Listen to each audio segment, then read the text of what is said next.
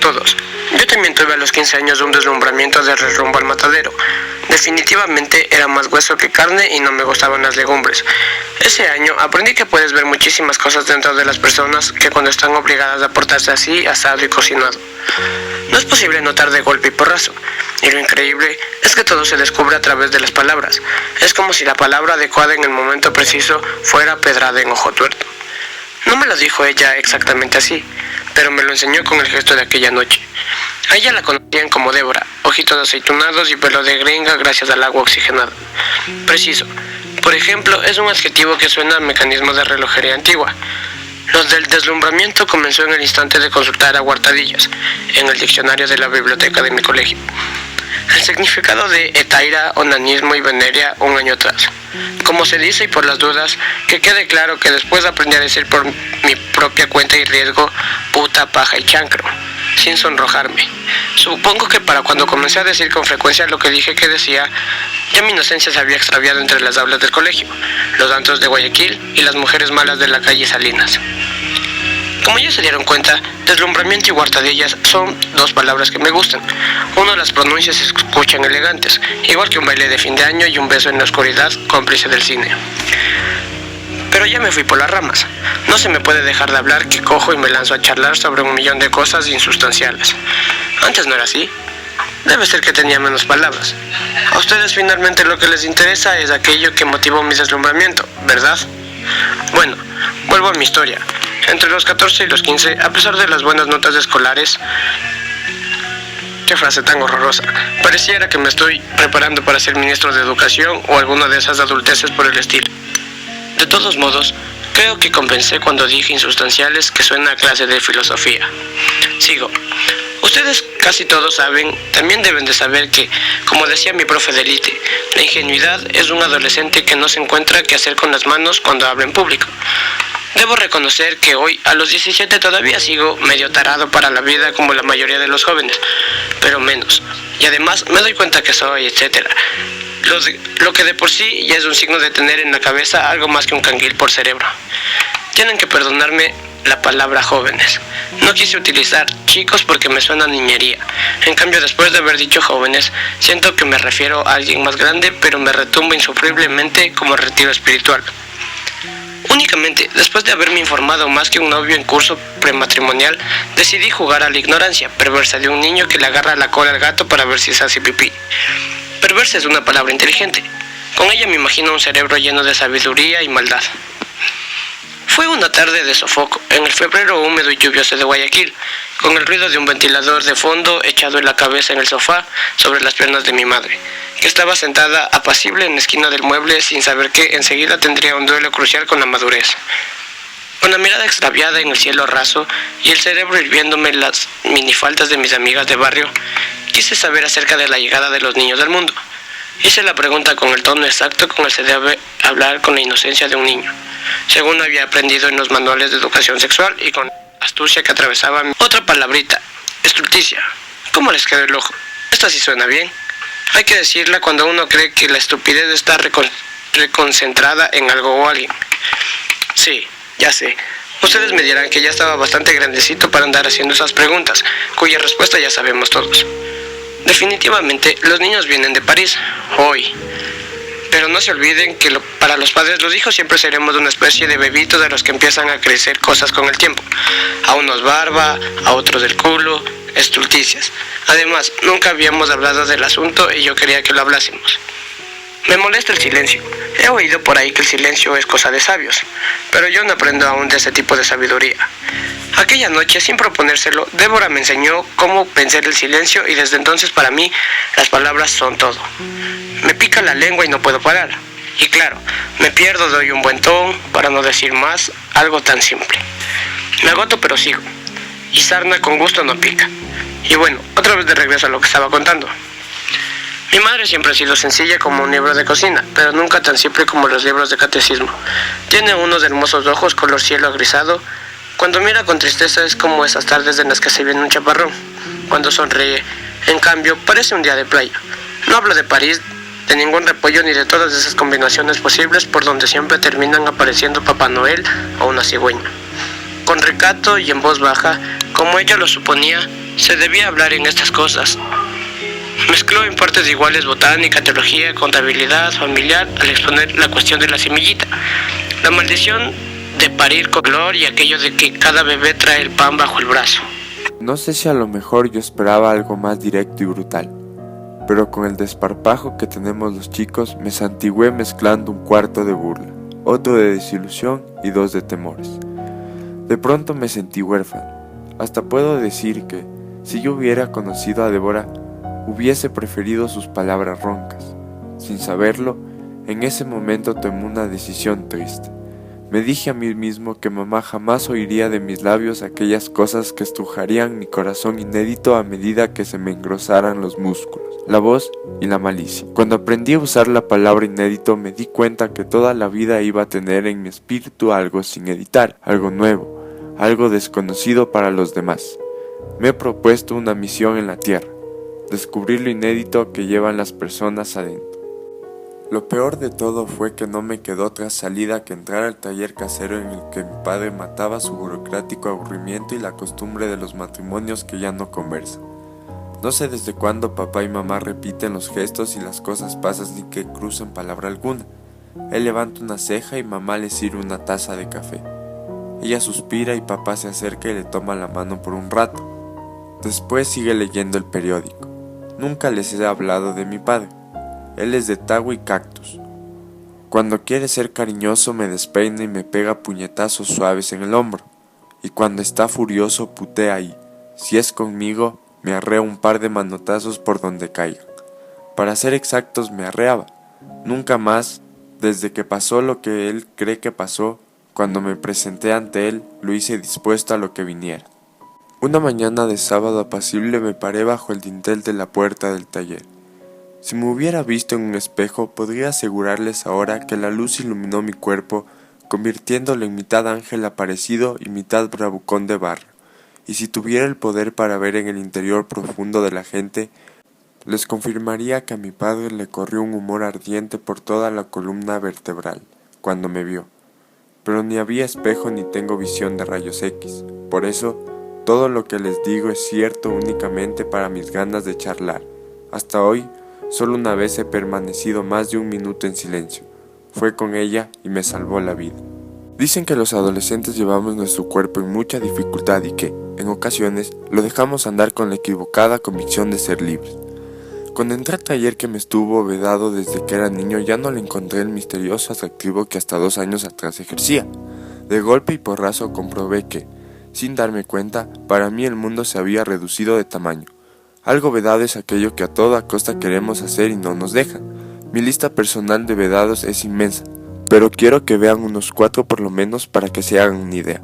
Manejar el carro de la familia, lo que resulta humillante a la hora de visitar a mis amigas. Llegar en bicicleta no me hace precisamente un artista de cine. Tomar cerveza, eso es nuevo. Hasta hace 1 año, por ejemplo, no podía soportar su gustito amargo, pero ahora me fascina, solo que aquello sería motivo de otra plática.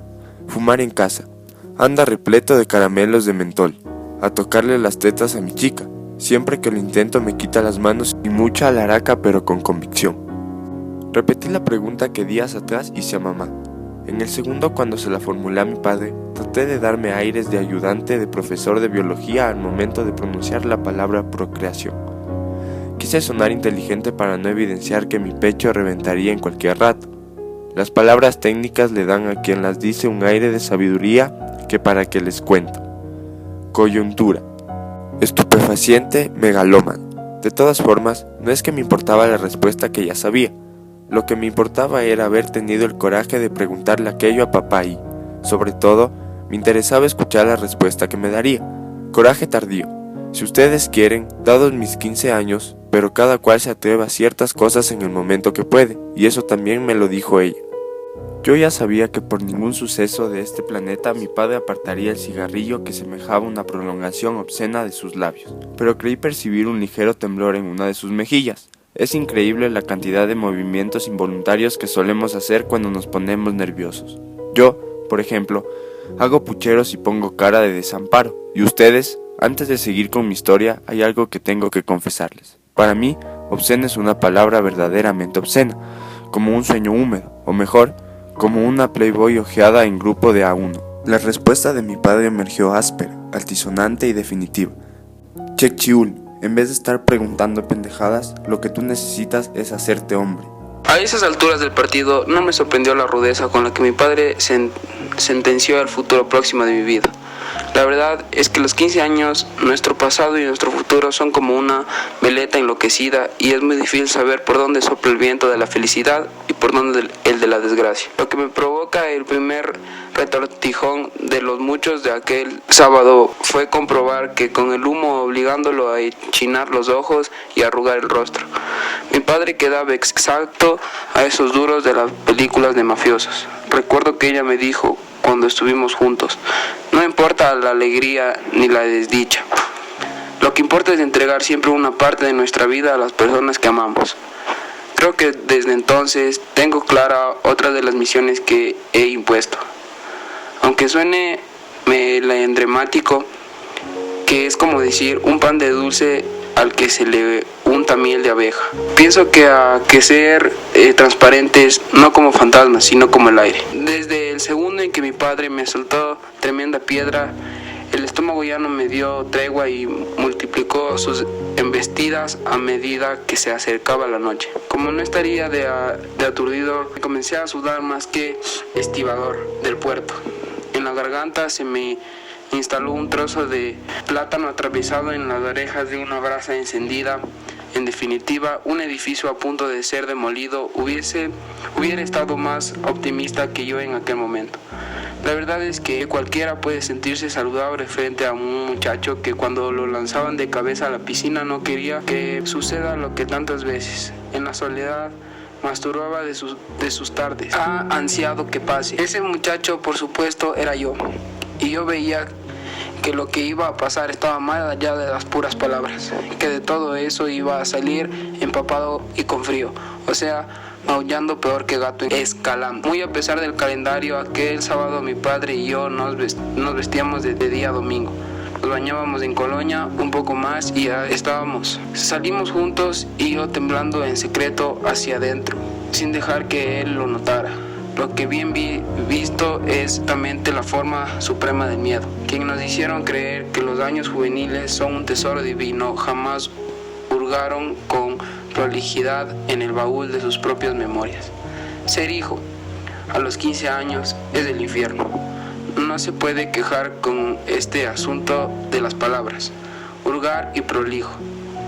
No me van a negar que esas sí son palabras de arte mayor.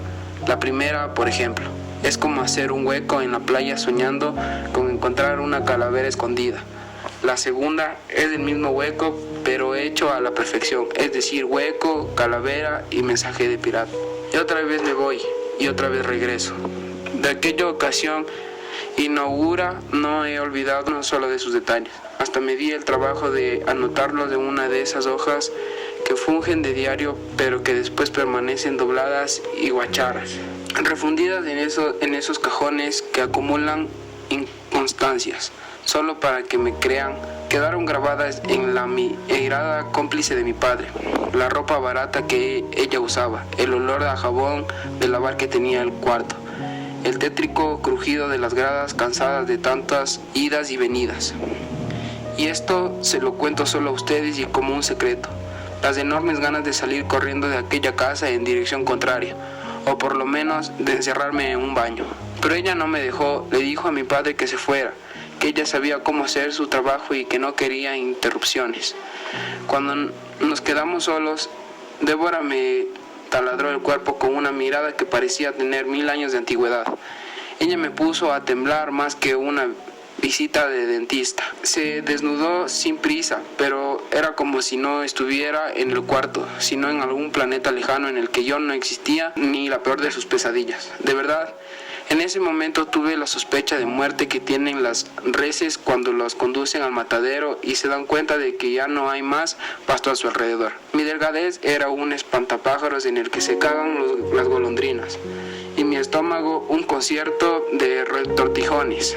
Taladrar, antes de que me olvide, es cuando le perforan hasta que te atraviesan el alma y tu cuerpo se convulsiona como si hubiese un muñeco de caricatura electrocutado. Súbete, mi niño, y se acostó y se abrió. Y entonces se me ocurrió poner a echarla. Le hablé de todo. Le dije que estaba harto de mi voz repleta de sonidos desentonados que aparecían en el momento menos oportuno. Le confesé que fumaba a escondidas y que podía hacer aritos de humo, y le propuse encender un cigarrillo y enseñarle cómo se hacía. Le platiqué sobre la mejor manera de agarrar las olas cuando el mar está picado y cómo caminar sobre las piedras de la playa sin resbalarse o herirse en la planta de los pies. Y esto todavía me da vergüenza. Le recité un poema escrito por un poeta de Manta que yo sabía de mi memoria gracias al maestro de quinto grado. Justo después de que dije: hilaré en mis nostalgias el sol que he dormido. En la seda fragante de tu melena rubia, ella me puso con mucha suavidad su mano áspera en los labios. Yo también tuve miedo de la primera vez, pero no dije ni mu. Y eso me dolía hasta la puta madre que me parió. Desafiante, como si yo le hubiera estado tomando el pelo, añadió. Además, lo que dijiste no es un poema, es un pasillo. Entonces fue su turno y habló como si hubiera estado callado durante toda su vida, y yo fui una oreja de ese tamaño para escuchar aquello que me contó y que jamás les comentaré. Después de todo, ese es mi gesto de reciprocidad al gesto de Débora tuvo conmigo aquella noche. Reciprocidad es cuando dos solitarios descubren la ternura, sin que intenten chiste agrio, que tengan que aguantar porque ya no les queda más, puesto que ya están al final de esta historia y saben que preso por 1500 y toda esa vaina. Puedo decir que en el hecho de Débora aprendí toda la relación con el sexo oral, o sea, todo lo que tiene que ver con llenar las palabras, una cama cuando dos cuerpos desnudados se abrazan pero no quieren saber nada de copular. Hoy tengo algo más de músculo, pero sigo sin gustarme las legumbres. ¿Quién sabe por dónde andará Débora? Si seguirá usando el mismo nombre de combate, pero si continuará con el pelo rubio oxigenado, sin nuevamente se habrá encerrado en su concha de silencio. Pero en el recuerdo de aquella noche, ella permanece adherida a mí y hasta estaría dispuesto a ser vegetariano solo por la verdura de sus ojos. Como una vez leí escrito en alguna pared de la ciudad: última opinión personal por si les interesa. Copular es una palabra técnica muy poco estimulante como preludio amoroso.